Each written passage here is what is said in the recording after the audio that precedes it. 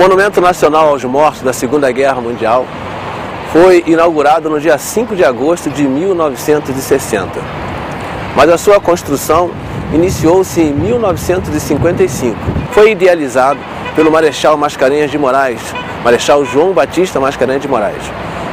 Esse marechal foi o comandante da Força Expedicionária Brasileira, que ao retornar da Segunda Guerra Mundial, dos campos da Itália, resolveu, com seus generais, trazer de volta os militares que tombaram mortos na Itália, na cidade de Pistoia, onde estava localizado o cemitério.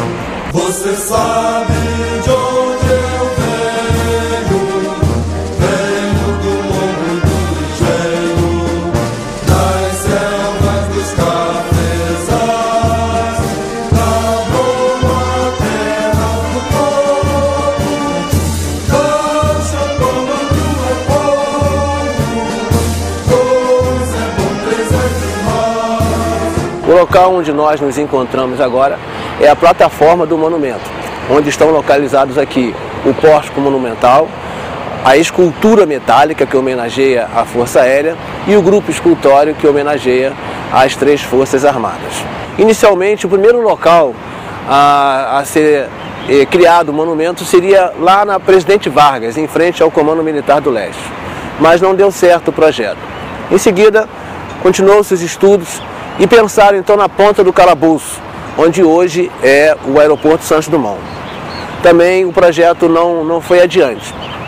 Evoluiu-se o estudo e pensou-se na Praça Paris. Logo em seguida chegaram que a decisão melhor seria, o melhor local para a construção do monumento seria aqui no recém-criado Aterro do Flamengo.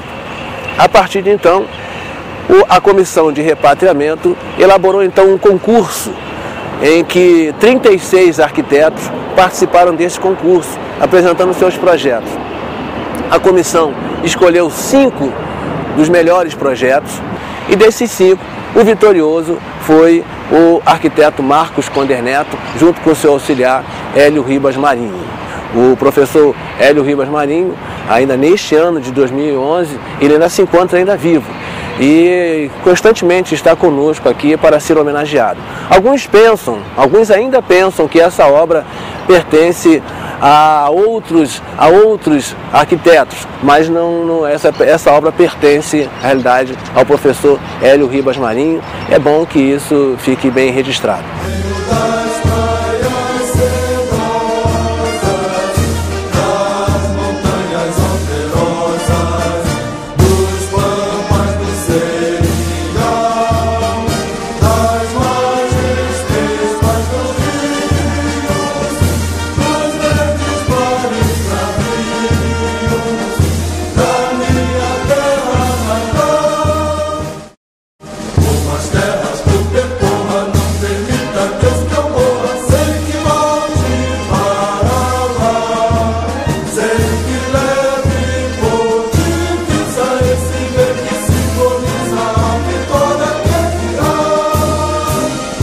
Estamos aqui entre os 2 pilones do pórtico monumental.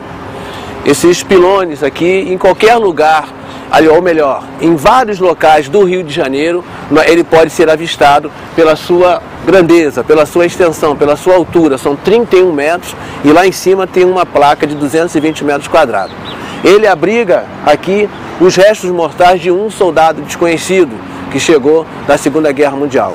Nesse exato local, o presidente Juscelino Kubitschek recebeu os restos mortais vindo do Comando Militar do Leste, do então Primeiro Exército, Palácio Duque de Caxias, liderado pelo Marechal Mascarenhas de Moraes. Num determinado ponto, o Marechal Mascarenhas de Moraes, fez a entrega de uma urna para que ficasse depositado aqui neste local, que se encontra até o dia de hoje. E neste local, para ser lembrado, é colocado esta chama, que é uma chama eterna, que jamais irá se apagar, para que fique registrada a lembrança dos nossos pracinhas que combateram na Segunda Guerra Mundial. É importante ressaltar que o professor Marcos Conder Neto, quando ele elaborou esse projeto, em 1955, ele com a idade de 28 anos, ele era um novo arquiteto, um arquiteto que não era ainda conhecido, não era renomado, mas ele elaborou esse projeto com o objetivo inicial de não agredir a natureza. A arquitetura moderna, com desenhos e formas modernas, que tivesse sempre essa modernidade eterna. Nosso monumento já tem 51 anos, mas quem o vê, quem vem aqui, jamais pode imaginar que ele já tem 51 anos. A ideia que se tem é que ele foi recentemente construído pela modernidade dele. A começar pelo nosso pórtico monumental, que ele é feito de granito, um material, uma peça que ela não se modifica, que ela tem uma durabilidade muito grande e, além disso, traz esse sentido de modernidade. Os desenhos que foram feitos, a escultura metálica, em que representa os aviões, nossos engenhos aéreos, a força aérea, dá essa ideia. Daqui a 30 anos ainda ele vai estar dando essa ideia de modernidade. Como também o grupo escultório, que representa as 3 Forças Armadas, tira aquela ideia do soldado que só tem a posição de sentido e descansar, que não tem outra posição para ele tomar. O soldado, os 3 soldados que representam as 3 Forças Armadas, eles estão numa postura que caracteriza essa integração com a sociedade, de uma forma descontraída, caracterizando ali a irmandade, a amizade e também essa integração com aqueles que não são militares. Então o nosso monumento, ele foi feito justamente para que ele pudesse estar bastante integrado com o hoje Parque do Flamengo. O nosso professor, então, quando ele elaborou esse projeto, ele elaborou de uma forma que qualquer pessoa que esteja aqui, ou esteja aqui em cima, ou esteja lá embaixo, ele possa visualizar a Baía de Guanabara, a Marina da Glória, o Pão de Açúcar, o Cristo Redentor e todas as plantas e as flores que foram trabalhadas por Roberto Burle Marx. Esse local aqui é o jardim interior do monumento. Ele está localizado entre o museu e a entrada do mausoléu. As 3 setas que nós podemos verificar aqui representam os 3 escalões que participaram da Força Expedicionária Brasileira.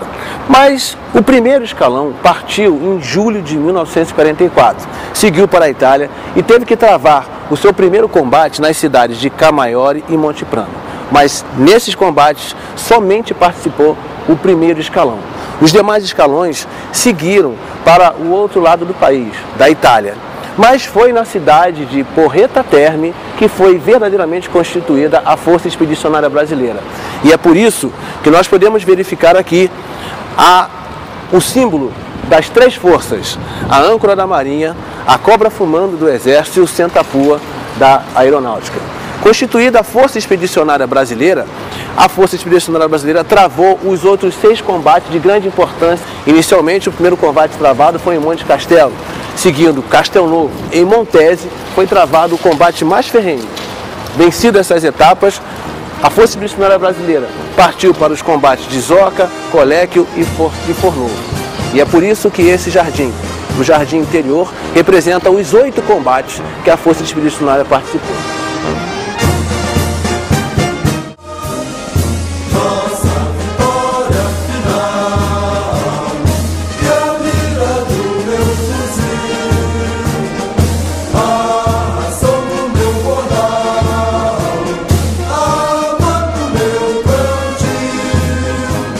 Nesse local onde nós estamos agora é o mausoléu. O mausoléu, ele é a razão de ser do Monumento Nacional aos Mortos da Segunda Guerra Mundial. Ele está localizado no subsolo do monumento. E aqui estão os restos mortais daqueles que combateram na Segunda Guerra Mundial. Os restos mortais daqueles que constituíram a Força Expedicionária Brasileira e perderam suas vidas naquele campo de batalha. Inicialmente eles foram enterrados na cidade de Pistoia, mas quando do retorno da tropa para o Brasil, o comandante da FEB, o Marechal Mascarenhas de Moraes, resolveu então repatriá-los, trazê-los de volta. E por essa razão o nosso monumento foi criado e, como já foi dito anteriormente, em 1960 eles foram trazidos para este local. Aqui, neste mausoléu, não se encontra tão somente aqueles que perderam suas vidas no campo de batalha, mas principalmente aqueles que perderam suas vidas por torpedeamento dos nossos navios em 1942, razão pela qual o Brasil entrou na Segunda Guerra Mundial. É importante falar sobre este assunto. Em 1942, quando o Brasil ainda não estava participando da guerra, os nossos navios que transitavam nas costas foram torpedeados. 31 navios, basicamente. E desses 31 navios torpedeados, mais de 1.500 pessoas perderam suas vidas. E aqui neste local, nós também homenageamos essas pessoas. Do outro lado do mausoléu, nós poderíamos verificar o nome de todas as pessoas que perderam suas vidas em 1942. E a partir daí, foi constituída a Força Expedicionária Brasileira, com 25 mil homens, 326, que partiram para a Itália. Retornaram vitoriosos, mas infelizmente, 467 retornaram sem vida. E desses 467, 466 estão localizados aqui no mausoléu, na cripta.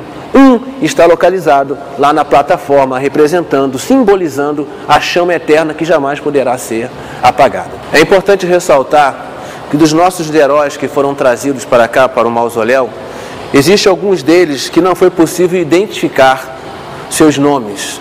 Em razão disso, aquele que vier aqui visitar o nosso monumento, e em particular o mausoléu, vai verificar a inscrição: aqui jaz um herói da FEB, Deus sabe o seu nome.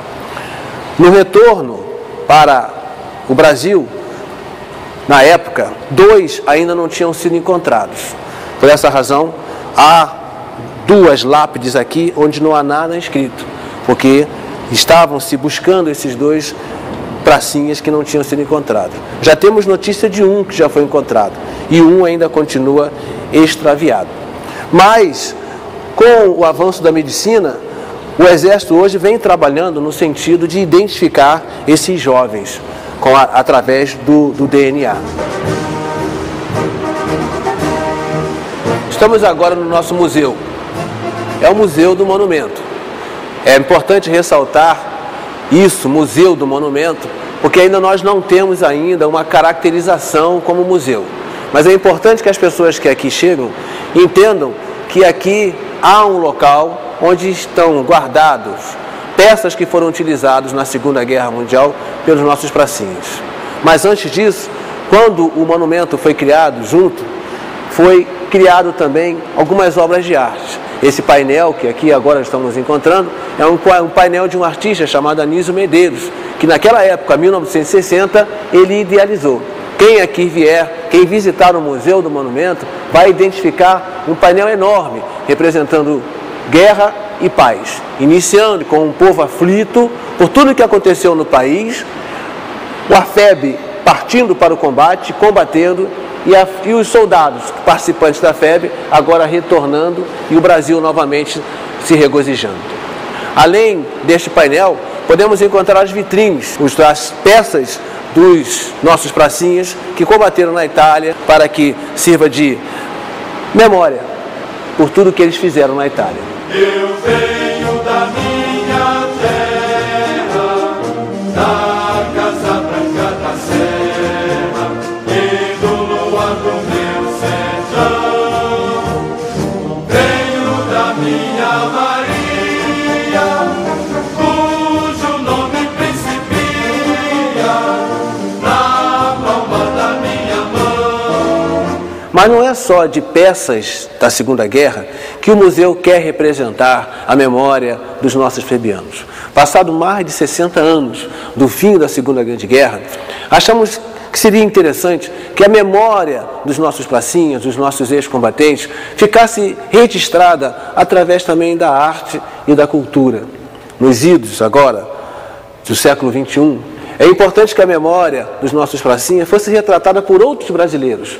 Brasileiros que se sentimentalizaram pelo tudo que aconteceu nos anos de 1944 e que com as suas individualidades, com a sua genialidade, com a sua inteligência, com os seus talentos, pudessem expressar melhor o que foi aquele conflito, aquele combate. Nós temos, por exemplo, este quadro que foi pintado pelo artista plástico Valentim Fernandes. Com a sua sensibilidade, ele pôde retratar neste quadro tudo aquilo que ele viu, tudo aquilo que ele percebeu do conflito da Segunda Guerra Mundial, onde os nossos pracinhas participaram. Ao ser convidado pelo Coronel Germano para expor aqui os meus trabalhos, fiquei muito feliz, não só pela grande admiração que sempre tive pelos arquitetos Mário Conder Neto e Hélio Ribas, mas pelo imenso carinho que sempre dediquei a este monumento. de uma forma especial, foi muito marcante na minha vida. Imbuído de profundo sentimento patriótico, pintei a Mãe Pátria oferecendo seus filhos em holocausto. Na perspectiva de dias melhores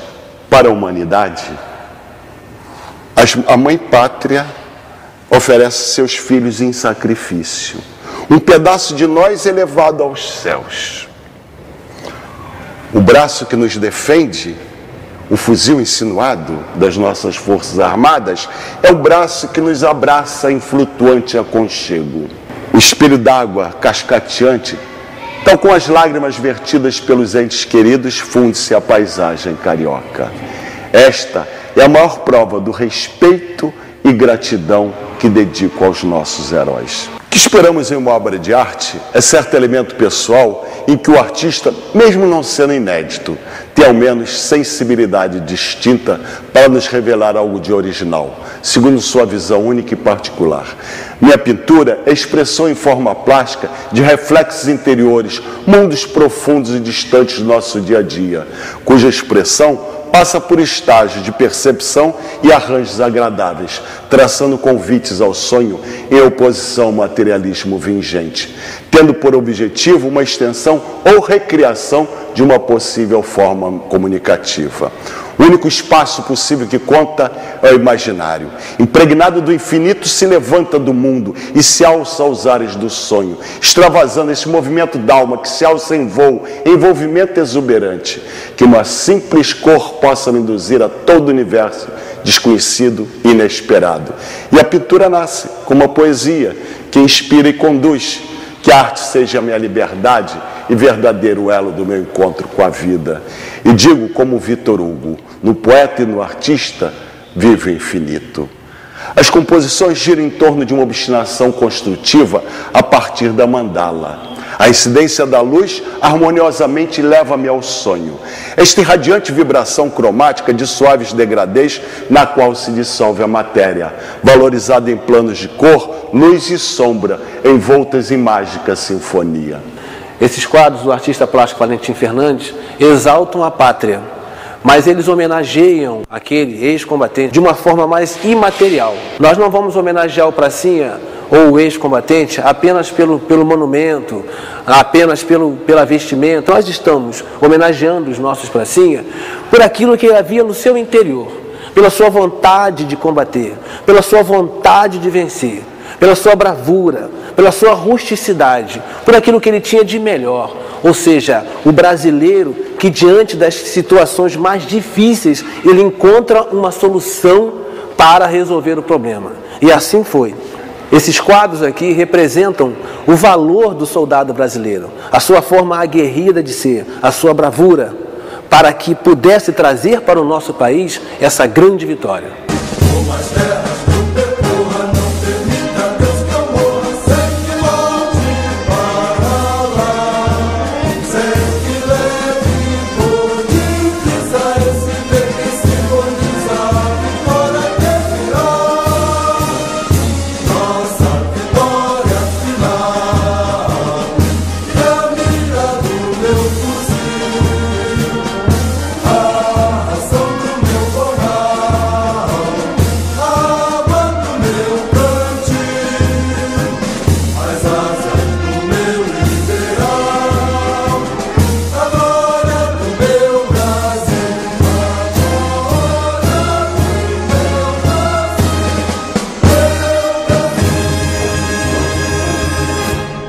Eu gostaria de aproveitar a oportunidade para convidar a todos para que venham conhecer o Monumento aos Pracinhas.